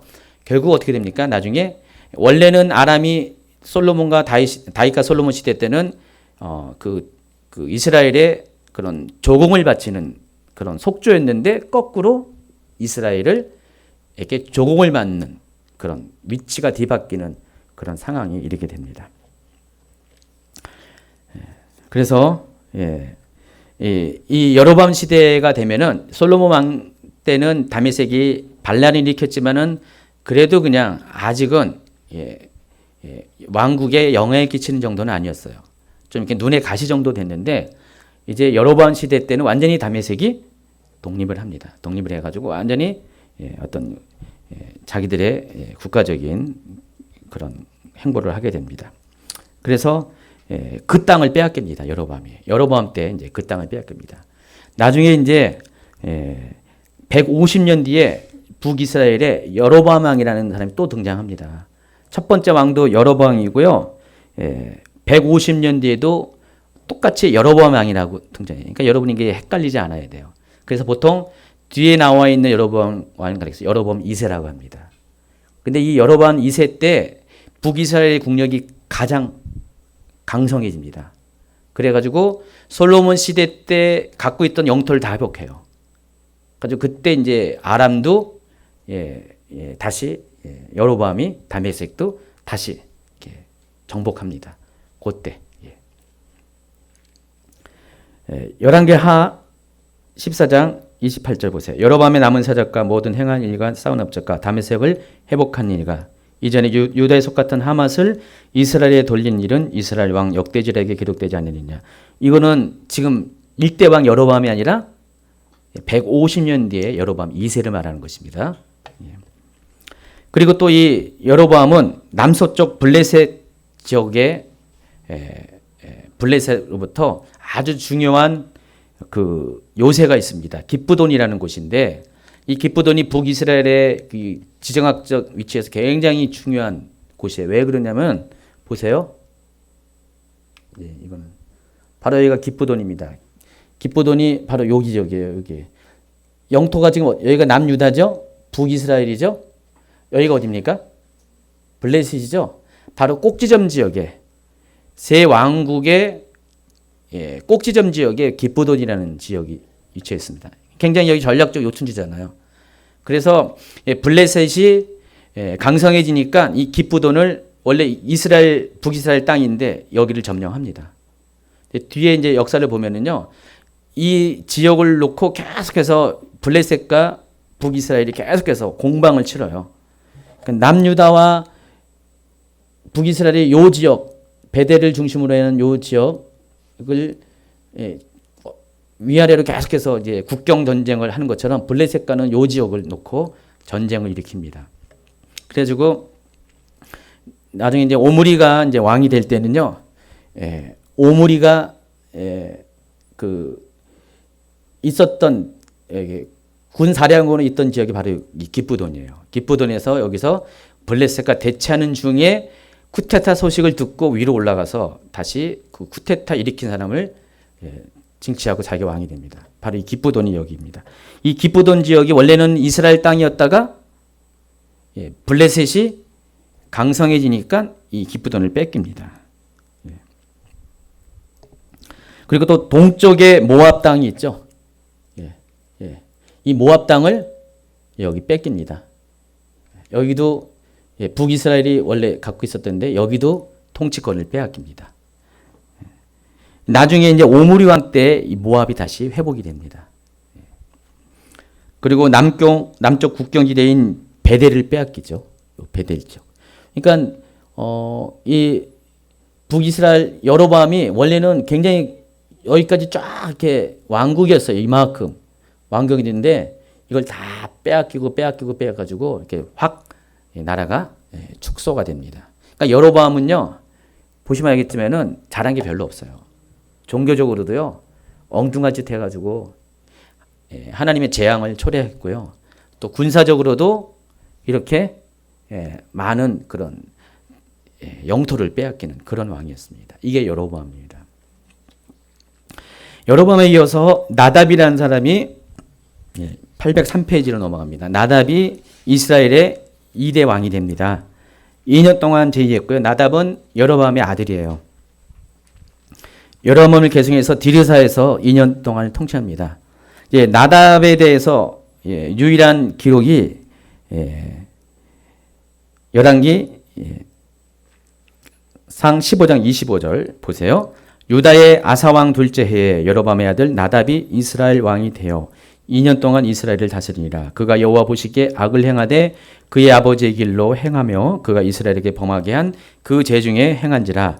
이에 이사갈 족속 아히야의 아들 바하사가 그를 모반하여 블레셋 사람에게 속한 기브돈에서 그를 죽였으니 이는 나답과 온 이스라엘이 기브돈을 에워싸고 있었습니다. 이 상황이 어떻게 되면은 지금 이제 나답이 한 치적이 유일하게 여기 나와 있는데 이 기브돈에서 블레셋과 싸우고 있다는 거예요. 전쟁을 벌이고 있었다는 거예요.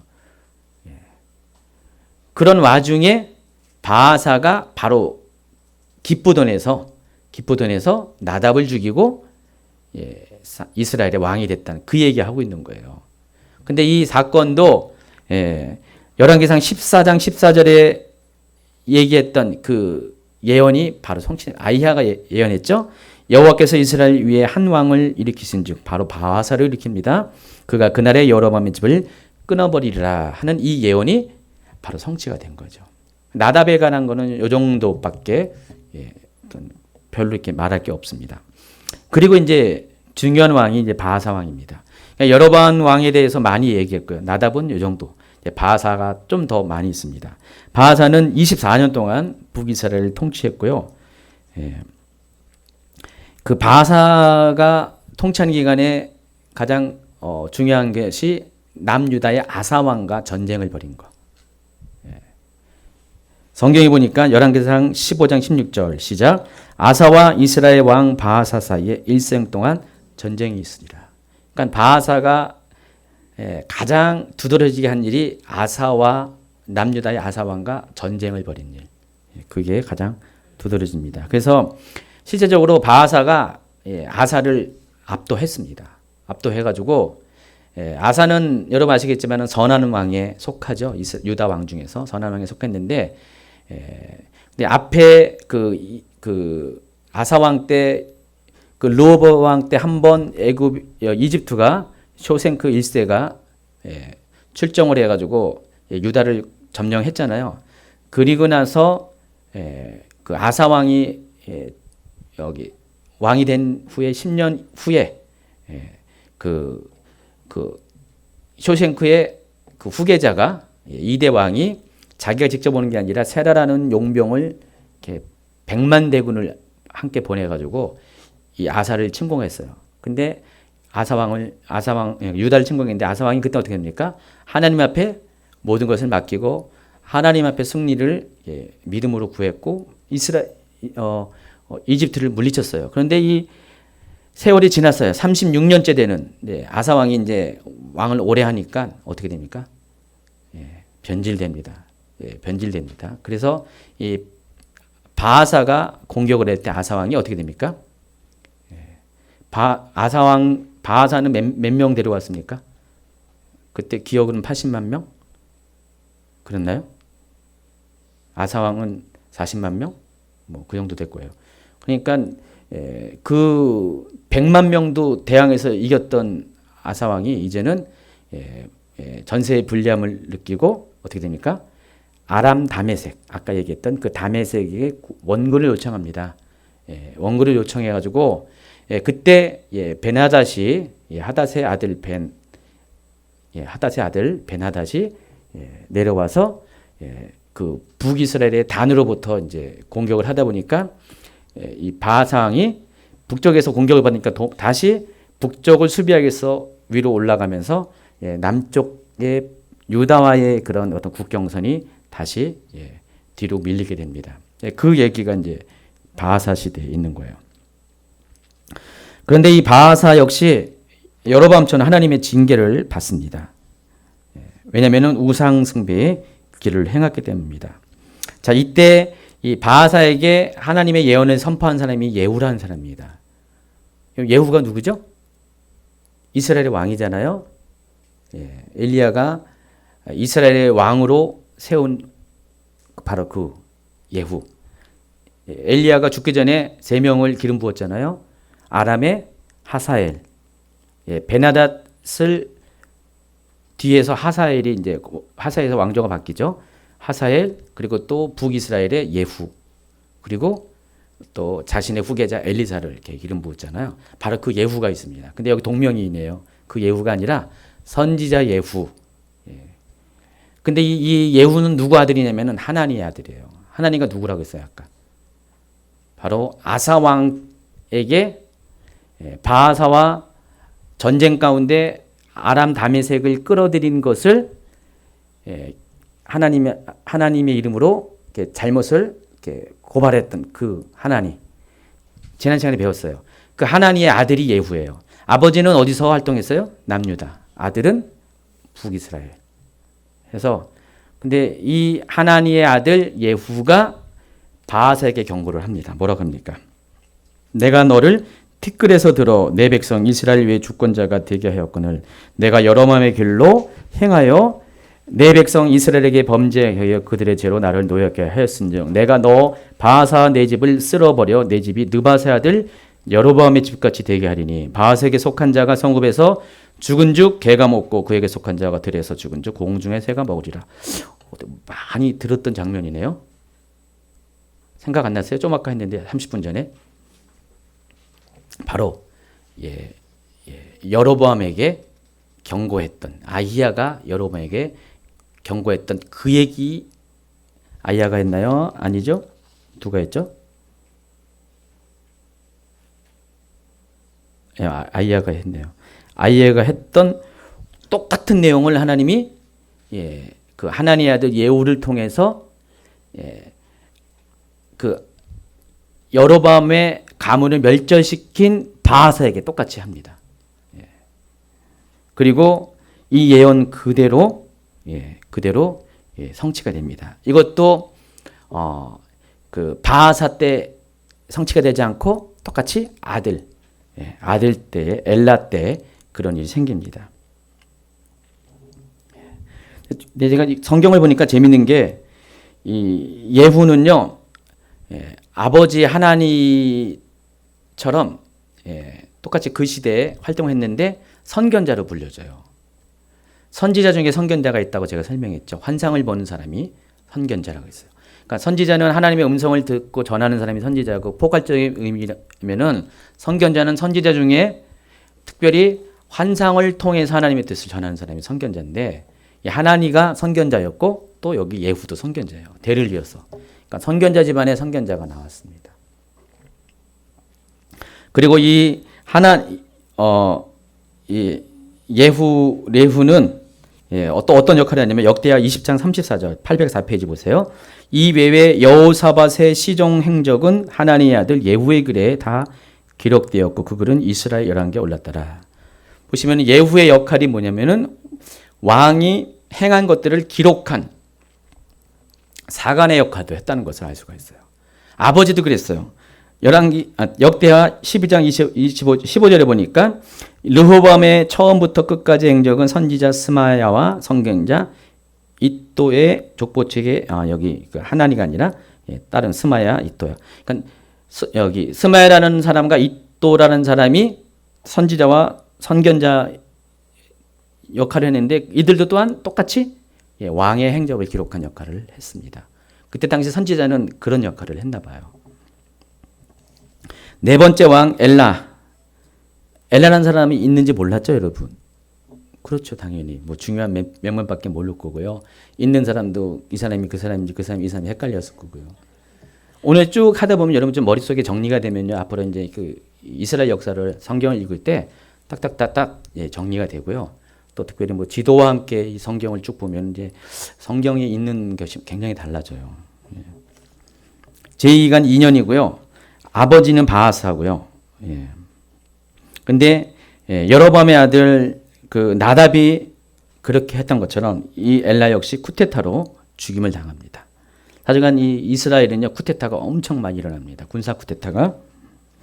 어떤 사람이 쿠데타를 일으키냐면은 시므리라는 사람입니다. 예, 당시 이 엘라 당시에 북이스라엘 상황은 북쪽에는요 다메섹과 국경을 맞이하고 있었어요. 그러니까 다메섹이 계속해서 이스라엘을 침략하니까 거기에는 군대의 반이 거기 가 있었어요. 디분이라는 사람이 북쪽 군대를 통솔하고 있었어요. 그리고 남쪽 군대는 누가 통솔했냐면은 오므리가 깃부돈을 중심으로 블레셋을 막으려고.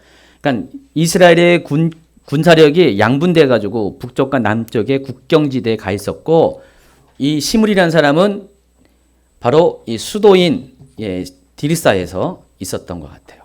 예, 그랬는데 이 사람이 당시에 이스라엘의 병거의 절반을 관할하는 어떤 군권을 갖고 있었던 것 같아요.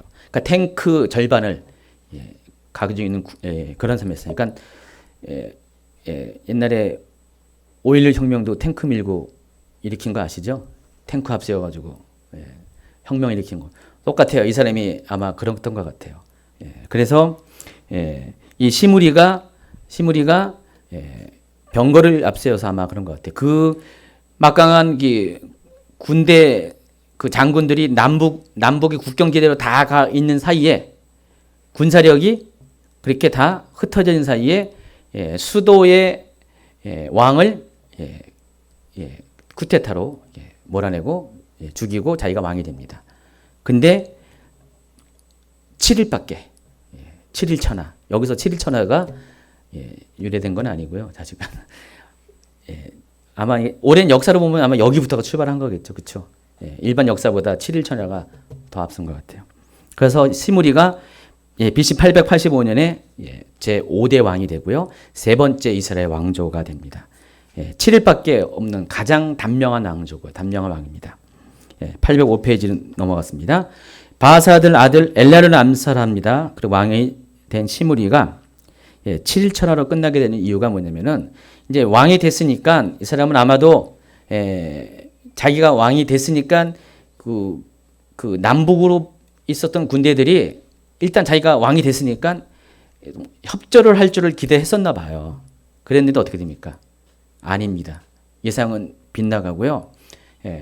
남쪽에서 깃부돈에서 블레셋과 대치 중에 있던 오므리가 수도에서 쿠데타가 일어났다는 소식을 듣고 이 엘라가 죽임을 당했다는 소식을 듣고 또 시므리가 왕이 됐다는 소식을 듣고 다시 군대를 끌고 올라갑니다. 아마 그 오므리 입장에서는 같은 무리잖아요. 시므리, 오므리 같은 무리인데 나도 할 수 있다라는 생각을 했나 봐요. 감히 시므리 주제에 무슨 그건 제 얘기고요. 똑같이 어떤 군사력을 갖고 있는 사람들 입장에서는 똑같은 장군의 입장에서 그리고 시므리는 자기가 이스라엘 군대의 절반을 갖고 있었잖아요. 절반을 갖고 있으니까 어차피 절반의 군대는 저 북쪽에 있고 그러니까 자기가 밀고 들어가면 승산이 있다고 생각을 한 것 같아요. 그래서 올라갑니다. 근데 모르겠어요. 성경에 나와 있지 않지만은 시므리가 어떤 세력을 의존하면은 대항할 수도 있는데 그런 상황이 아니었던 것 같아요. 그러니까 시므리가 보기에 이제는 뭐 자기가 왕이 되긴 됐지만은 오므리가 올라오면 자기는 끝났다 생각을 한 것 같아요. 그래서 어떻게 됩니까? 지레 포기를 합니다. 그리고 왕궁에 불을 질러버려요. 그리고 자살을 합니다. 시므리가. 최초의 자살한 왕이에요. 이스라엘 그 왕 중에서 첫 번째로 자살한 왕. 기억하세요? 시므리. 7일 천하. 그게 이제 여기 나옵니다. 그래서 어떻게 됩니까? 오므리가 그냥 왕이 돼버렸어요. 자동적으로. 그러니까 뭔 문제가 생기냐면은 이제는 북쪽에 있는 디브니가 가만히 보니까 시므리도 그렇고 오므리도 그렇고 다 고만고만한 사람들이 왕이 되니까 너희들만 왕이 돼 나도 왕이다 해가지고요 디브니도 북쪽에서 자기가 왕으로 선포합니다. 나도 왕이다. 너만 왕이냐 나도 왕이다. 어차피 똑같이 그러니까 성경 표현에 의하면은 백성들이 반은 오므리 편, 반은 디브니 편, 디브니래 또 무리무리 이렇게 디브니 편으로 갈라섰다고 이렇게 성경에 나와 있습니다. 그래서 4년 동안 북이스라엘 왕국에 2개의 왕조가 존재합니다. 그래서 어떤 표현은요, 이 6대 왕에 가로해 놓고 디브니도 이렇게 표현하기도 합니다. 그래서 오므리와 디브니가 4년 동안 북이스라엘 왕국을 양분해 가지고 그렇게 대립하고 있다가 마침내 4년 만에 오므리가 디브니를 쫓아내고 이제 완전히 왕권을 차지하게 됩니다. 이해하시겠죠? 이때 이제 오므리가 수도를 사마리아로 옮기는 거예요. 왜 그랬어요? 아까 그 시므리 때문에. 시므리가 왕궁을 다 불태워버렸잖아요. 불태워버렸기 때문에 디르사에서는 더 이상 있을 수가 없으니까 오므리가 사마리아로 이제 수도를 옮깁니다. 그때 당시 수도 옮기는 건 쉬웠나 봐요. 뭐 지금처럼 이렇게 거대한 규모가 아니었기 때문에 그런지 몰라도 수시로 옮겼어요. 마음에 안 들면은 옮겨가지고 사마리아는 대신 굉장히 군사적으로 아주 유충지였어요. 굉장히 철옹선에 가깝대요. 그래서 나중에 이제 그 722년에 북이스라엘이 아시리아에서 멸망을 당할 때 이미 왕은 그때 마지막 왕이 호세 왕인데 왕이 아시리아의 포로가 돼버렸어요. 왕은 포로가 됐는데 남아있는 사람이 3년을 버텼어요. 3년을 버틸 정도로 이 사마리아는 굉장히 튼튼한 성이었어요. 사마리아로 이제 천도를 합니다. 그래서 이 사마리아가 이 오므리 때 이후로부터 이스라엘을 대표하는 그런 예루살렘과 대비가 되는 그런 이스라엘의 수도로 자리 잡게 됩니다. 어쨌든 이 오므리는 그 시므리를 물리치고 디브니까지 제거한 후에 완전히 북이스라엘의 정치적인 안정을 이룹니다. 그래서 계속해서 자신의 후대의 자손들을 통해서 오랜 기간 동안에 예후 왕조와 더불어서 오므리 왕조가 북이스라엘 왕조 중에서 가장 오래 장수한 그런 왕조가 됩니다. 오므리는 실제적으로 자기 혼자서 통치하는 기간은 6년밖에 안 됐어요. 그러나 12년 동안을 제의하면서 앞에는 디브니와 겹치고 뒤에는 아합과 겹치면서 어쨌든 오므리 때 이스라엘이 다시 한번 좀 이미 아까 얘기했던 빼앗겼던 이 지역도 다시 회복하면서 모압도 빼앗겼다가 이때 회복되면서 오므리가 다시 이렇게 이스라엘을 좀 강성대국의 반열로 올라서게 합니다. 오므리 제위기간 동안에 중요한 사건은 첫 번째가 사마리아로 수도가 이전했다는 거, 그리고 모압을 정복했다는 거. 그래서 이 성경에는 오므리가 모압을 정복했다는 그냥 이야기는 나와 있지 않아요. 그런데 역사 기록에 나와 있습니다. 어디에 나왔냐면 바로 한번 읽어보세요. 뒤에 나와 있잖아요. 806페이지에 각주에 나와 있어요. 여기 쓰여 있는 글이 이제 밑에 있는 글입니다. 한번 읽어보실까요? 시작. 나는 디본인 모압의 왕 메사이다. 나의 아버지는 30년 동안 모압의 왕이었다. 나는 나의 아버지의 뒤를 이어 왕이 되었다. 그리고 나는 그못을 위하여 신당을 만들었다. 왜냐하면 그는 모든 왕들부터 나를 구원해 주었고 모든 원수들을 제압하게 해줬기 때문이다. 오므리는 이스라엘의 왕이었다. 그는 수년 동안 모압을 압제했는데 그러나 나는 그와 그의 집을 제압했고 이스라엘은 폐허가 되었다. 오므리는 메데바의 전 지역을 소유하고 있었다. 그 지역에서 오므리는 그의 통치기 전체를 살았고 그의 아들은 그의 시대 절반 동안 살았다. 모두 40년이었다. 그러나 그모스가 나의 시대에 이 지역을 회복시켜 주었다. 뭐 누가 아멘을 했어요? 이런 거 아멘하는 거 아닌데. 뭔 아멘. 하여간 이 모압의 이 석비 가운데 기록에 이렇게 남아 있어요. 가지고 오므리 때 나중에 보면은 여로보암 때 빼앗겼던 많은 국력들을 이 오므리 시대 때부터 회복하고요. 이 아들 아합 때 가면 더 나라가 더 이렇게 더 커지게 됩니다. 그러니까 아합이 우리가 알고 있는 굉장히 뭐라고요? 악한 왕이죠. 악한 왕의 대변하는 왕인데, 근데 이때 이제 여로보암 때 위축됐던 나라들이 이제 점점 오므리 시대부터 점점 커지기 시작합니다. 그리고 이때 오므리 때 했던 것 중에 하나가 페니키아와 동맹을 맺습니다. 페니키는 이미 솔로몬 제국 시대 때 두로 왕 히람이죠. 히람이 그 페니키아 여러 가지 도시 국가 중에 하나가 시돈, 또 두로, 또 비빌리아 뭐 이렇게 많이 있는데 그 중에서 솔로몬 시대는 두로 왕과 좀 이렇게 어떤 밀월 관계였으면은 이 오므리 시대 때는 시돈 왕 엣바알과 동맹을 맺습니다. 어떤 동맹? 결혼 동맹을 맺어가지고 그 엣바알의 딸 이세벨을 오므리의 아들 아합의 그런 아내가 되게 합니다. 두 가지 목적으로 이런 동맹이 이루어진 첫 번째는 경제적인 목적입니다. 페니키아와 북이스라엘이 경제적인 윈윈을 하기 위해서 서로 무역을 통해서 경제적인 윈윈을 하기 위해서 동맹을 맺고 또 정치적으로도 군사적인 목적으로 공동의적인 아람과 동맹에서 대적하기 위해서 그러니까 아람을 막기 위해서 페니키아와 북이스라엘이 동맹을 맺습니다. 그런데 오므리가 몰랐던 게 한 가지가 있습니다. 그 페니키아 입장에서는 바로 자신들의 종교를 전파하기 목적으로 이세벨을 보냅니다. 이세벨은 그 엣바알의 딸인데 엣바알은 뭐라고 했어요? 엣바알 뜻이 뭐라고 했어요? with 바알, 그러니까 바알과 함께하는 자예요. 그러니까 왕인 동시에 이 엣바알은 그 바알 종교의 제사장이었어요. 그러니까 그 딸이었어요. 선교사로 보낸 거고요. 이세벨은 오자마자 아주 급속하게 북이스라엘의 바알 신앙을 전파합니다. 나중에는 그 딸 아달랴까지 여호사밧의 아들과 결혼시켜가지고 어떻게 됩니까? 유다 왕국까지 바알 신앙에 문들게 하는 아주 당시의 최고의 악녀로 오르게 됩니다.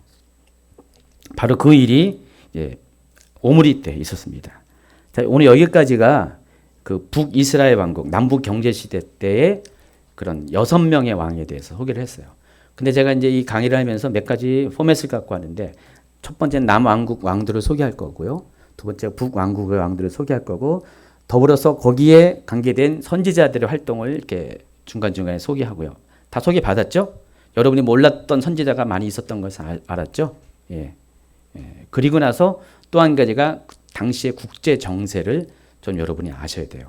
그러니까 어떤 국제 정세 가운데 이 남북 왕조가 어떤 이런 역사를 이끌어갔는지를 좀 아셔야 돼요.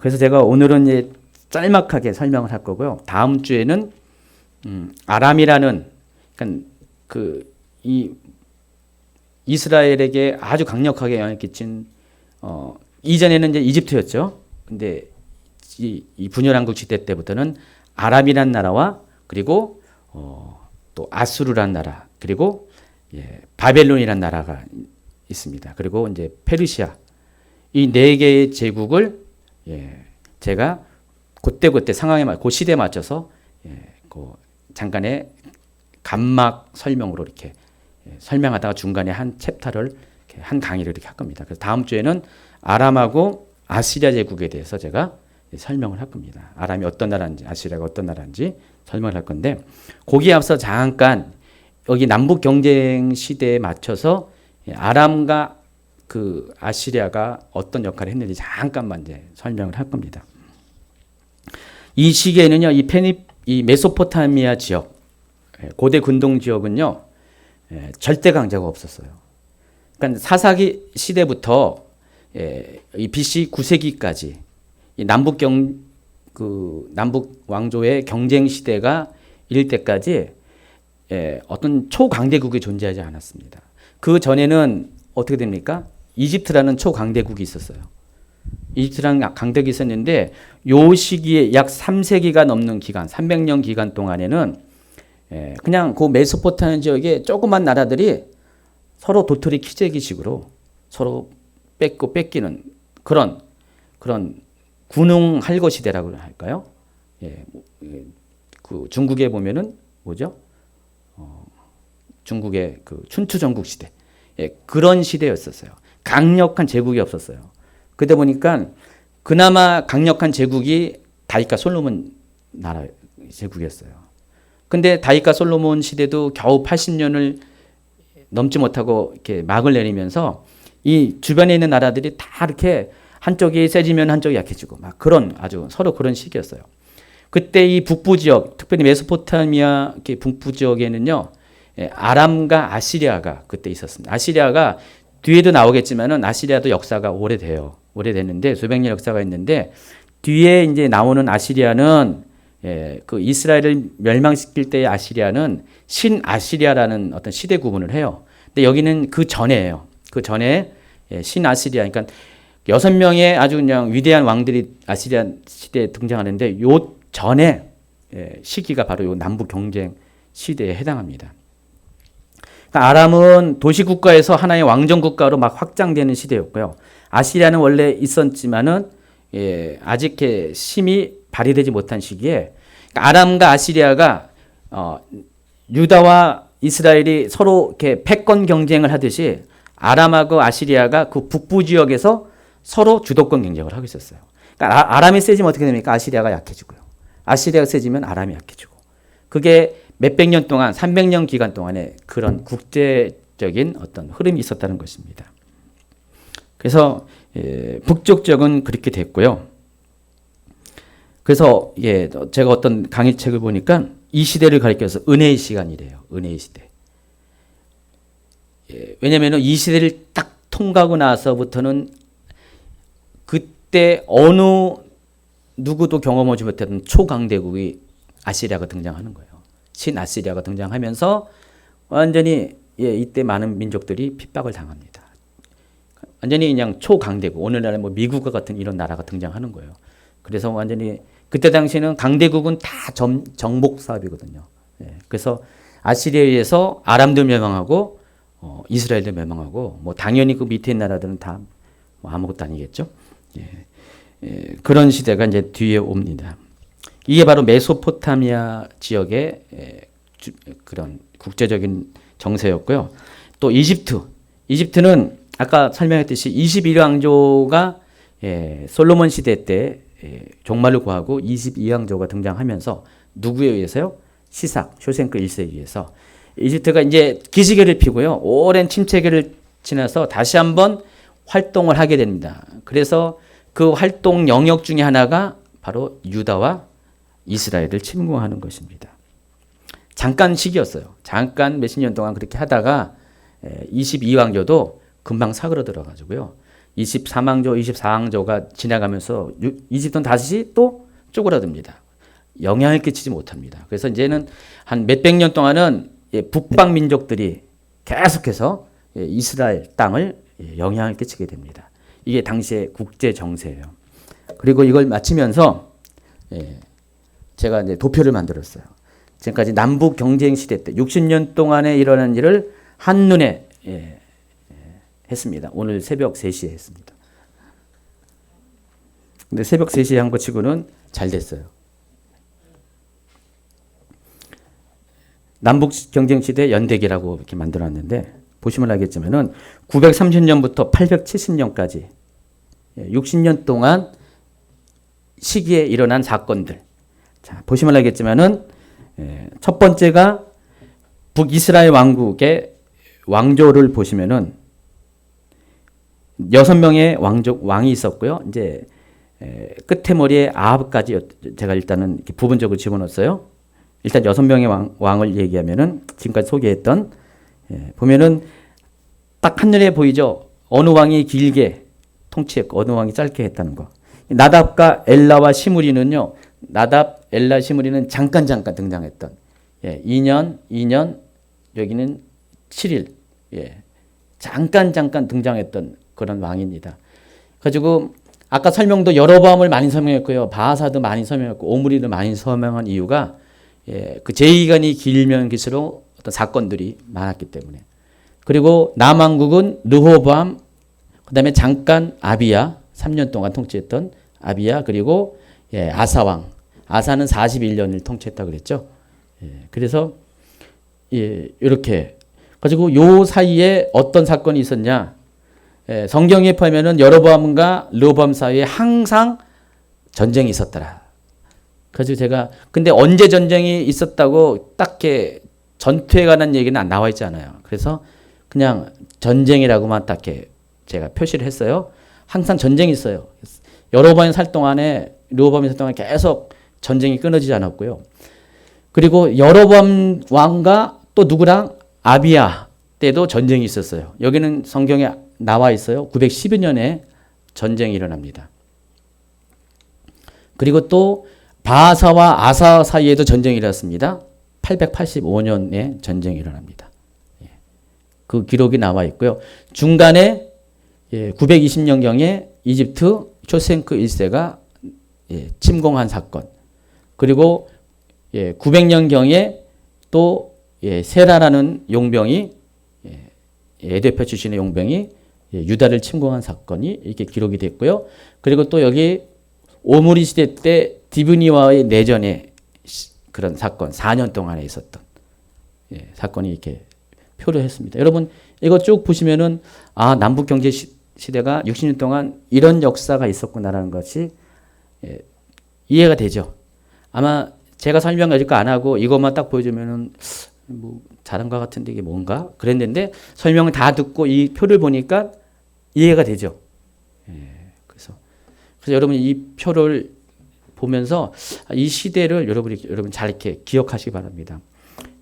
물론 오늘 지나면은 다음 주에 분명히 까먹는 것은 저는 믿어지지 않습니다. 그래도 성경을 계속 보다 보면은 뭐 강의 안에 있으니까 이렇게 들춰보면서 이 성경 때 요때 그러니까 여러분 번지수를 잘 찾죠. 지도처럼 요때 요런 상황이었구나. 이런 것들이 요 시대였구나. 여기에서 이런 일이 생긴 거구나. 이런 것들을 잘 찾아가면은 성경이 굉장히 입체적으로 이렇게 다가오고 기억이 잘 될 겁니다. 남북 경쟁 시대를 오늘 여기서 이제 막을 내리고요. 분열한국 시대가 이제 5개의 시대로 나눠지는데 앞으로 4개의 시대가 남아 있습니다. 남북 화합 시대, 남북 단절 시대, 아시리아 시대, 또 남유다 왕국 시대. 이 5개의 시대를 이야기할 겁니다. 이것을 끝나는 게 아니라 이 분열한국 시대가 끝나면 또 포로기 시대. 포로기 시대 끝나면은 포로 귀환 시대. 포로 귀환 시대가 끝나면 어떻게 됩니까?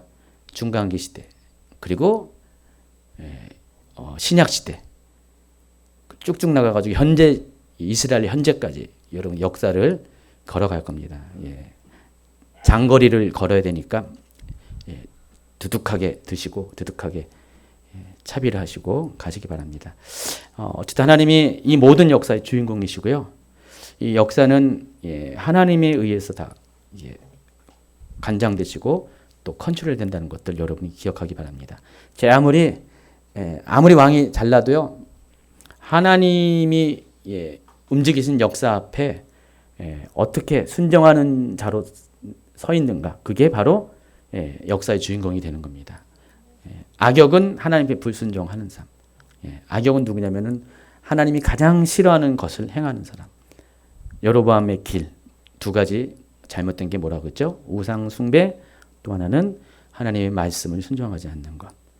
그러나 유다의 왕들은 우상 숭배를 척결했고 하나님의 말씀을 쫓아가는 왕이었다는 것. 여러분도 그렇게 되기 바랍니다. 이 시대는 점점 마지막 때가 갈수록 똑같은 길을 걸어가요. 여로보암의 길을 걸어가요. 그래서 마지막 때에 가면은 정말 이렇게 우상 숭배를 많이 하게 될 거예요. 하나님이 아닌데도 하나님처럼 속이면서 여러분을 미혹하는 그런 어떤 종교 행위자들이 나올 거고요. 하나님의 말씀을 순종하지 말라고 가르치는 그런 사람들 많이 나올 거고요. 역사가 그렇게 될 겁니다.